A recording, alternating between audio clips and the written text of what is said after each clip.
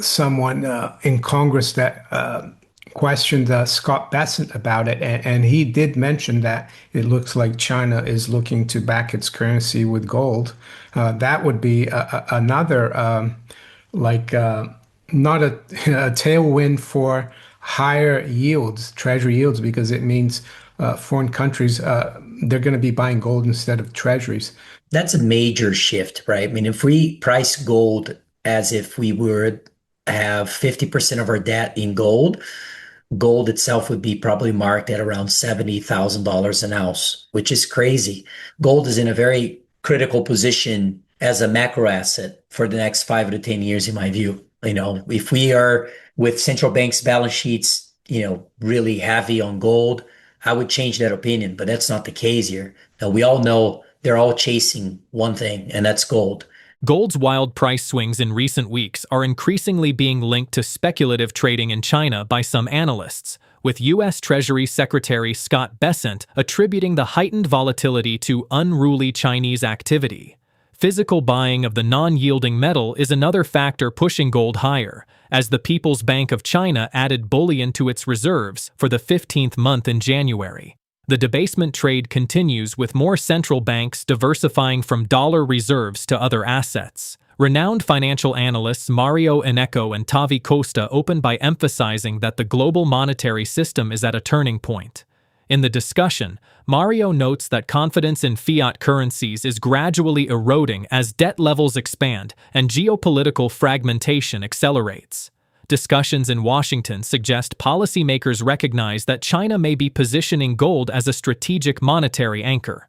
Based on fundamentals, TaviCosta notes that although higher gold prices slightly strengthen the U.S. balance sheet, official gold holdings account for less than 3% of federal debt today. He argues that restoring similar coverage would mathematically require a dramatically higher gold price. This comes as U.S. national debt recently surpassed $38 trillion, and central banks have continued reporting near-record gold purchases, underscoring gold's renewed strategic role in global reserves. In his view, if gold continues strengthening, silver could accelerate even more aggressively. He maintains that the metal's bull market is far from finished and believes mining equities remain undervalued relative to current metal prices. If you're ready for unfiltered truth and sharp market analysis, hit that subscribe button. Let's explore the latest insights from MarioInnecco and TaviCosta's recent interview.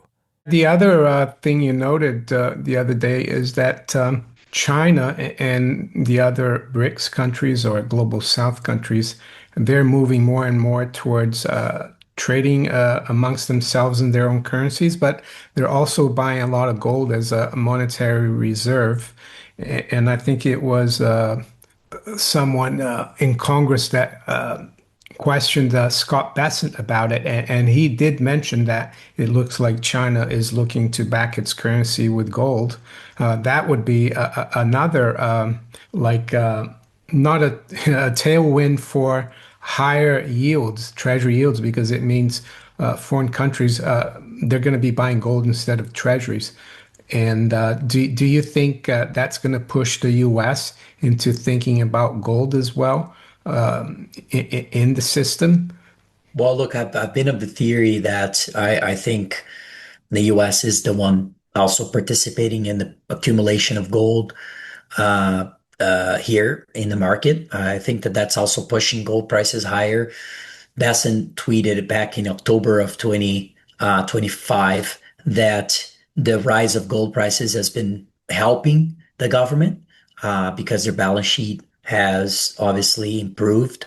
But keep in mind, we're talking 3% of the overall, less than 3% of the overall balance sheet of the government. So it's very small, particularly when you look at compared to how much debt we have in the system. And so keep in mind that in the 1940s, the US gold reserves used to back about 50% of the US debt. Today is about 3%. So that's a major shift, right? I mean, if we price gold as if we would have 50% of our debt in gold, gold itself would be probably marked at around $70,000 an ounce, which is crazy.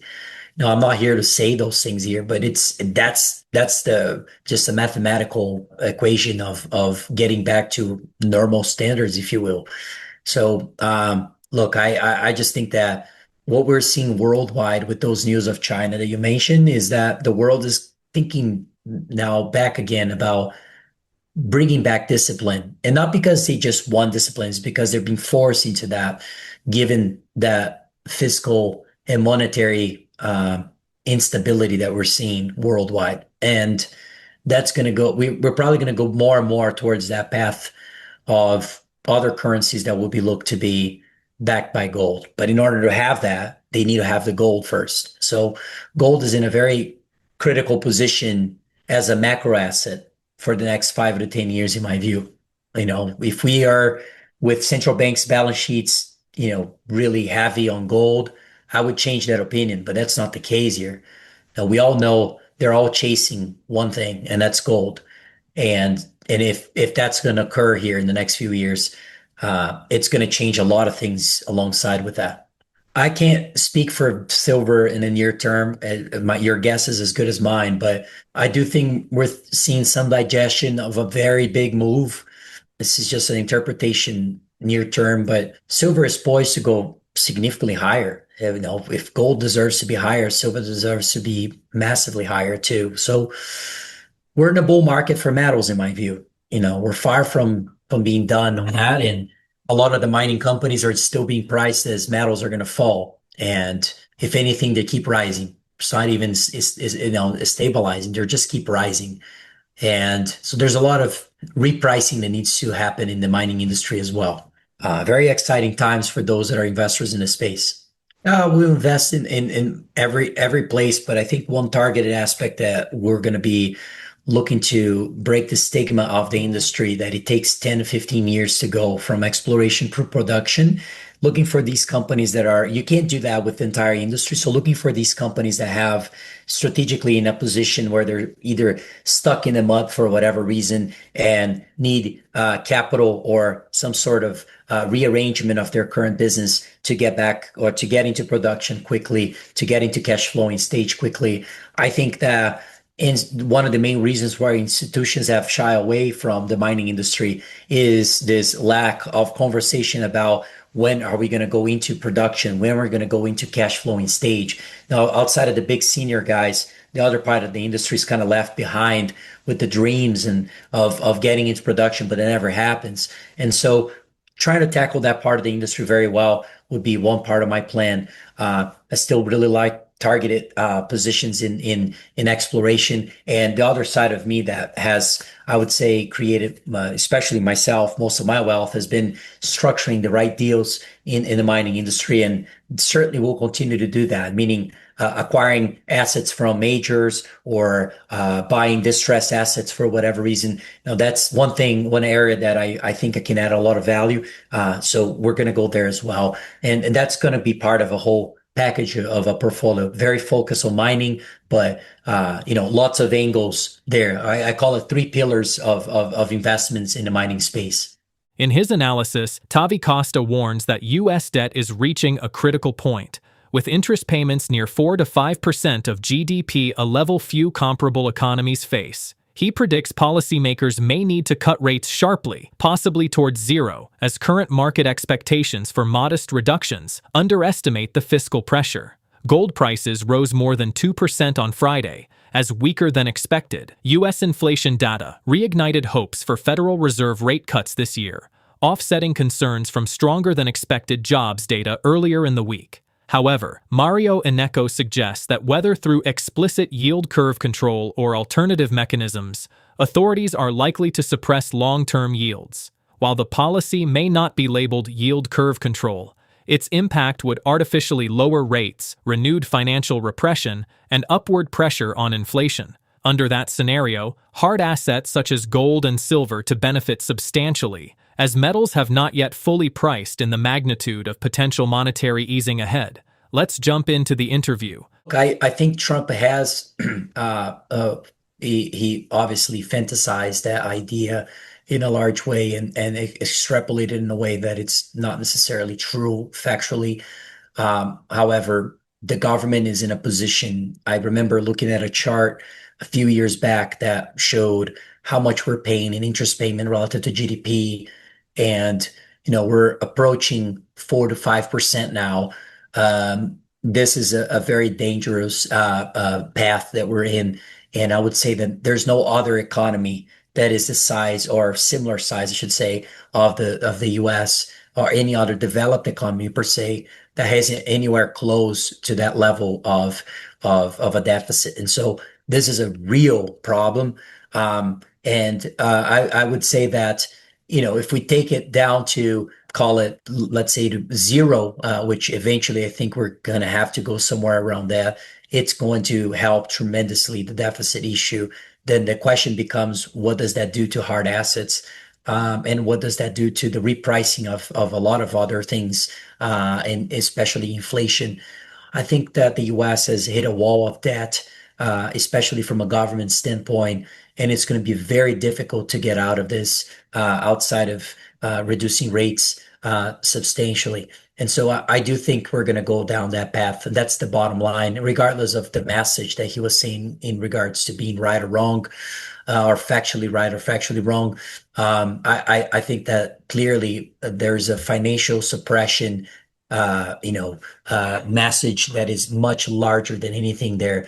And I think that a lot of things are mispriced relative to the world that we may see in the future. And you just think about this for a minute.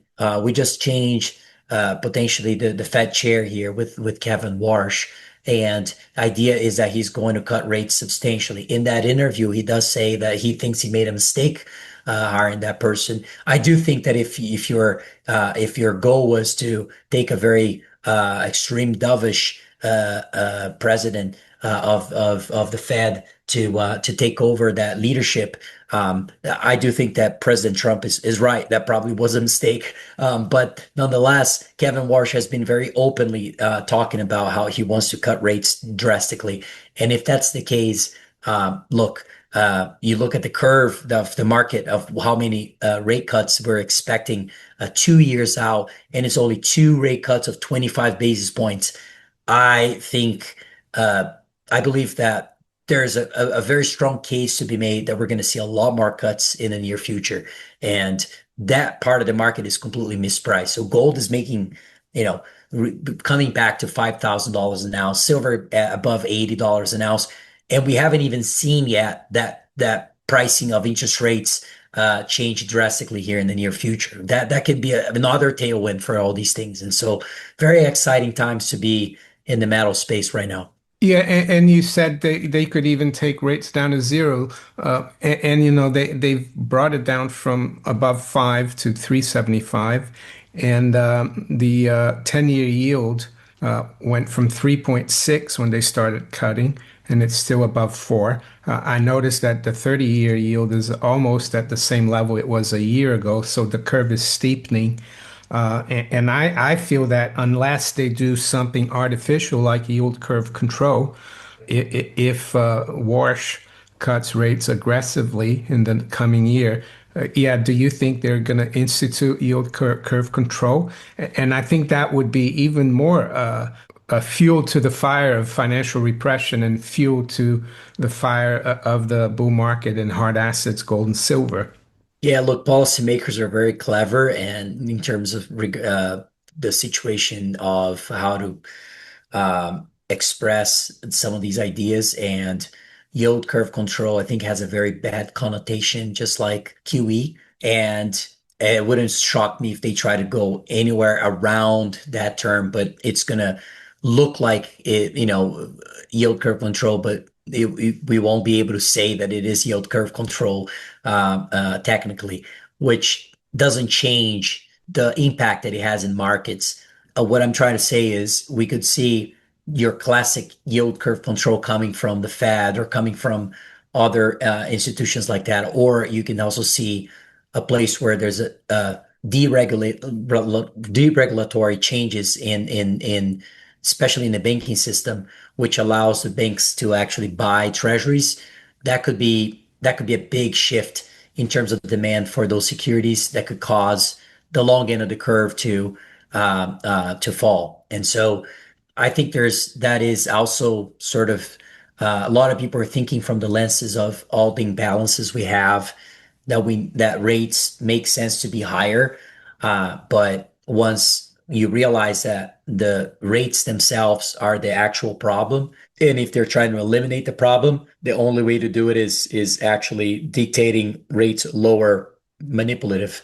And if that's the case, you have to think about the consequences of that rather than, if they're capable or not of doing that. They are capable of doing that. And the consequences are higher inflation, higher hard asset prices, and other things. And so potentially even financial assets could go up as well. The 2026 scenery for gold, heavily influenced by anticipated U.S. Federal Reserve rate cuts, is widely viewed as strongly bullish, with many analysts projecting prices to reach or exceed $10,000 per ounce by the end of the year. The combination of a shift toward monetary easing, sustained central bank purchases, and geopolitical uncertainty creates a supportive environment following a 2025 surge of over 50 to 60%. Given China's strategic accumulation of gold and the likelihood of aggressive U.S. monetary easing, how might global investors position themselves in precious metals and mining equities to hedge against ongoing currency debasement and fiscal instability? Let us know what you think in the comments. If this video brought you any knowledge, give it a like, subscribe, and ring that bell so you're always in the loop. See you in the next video.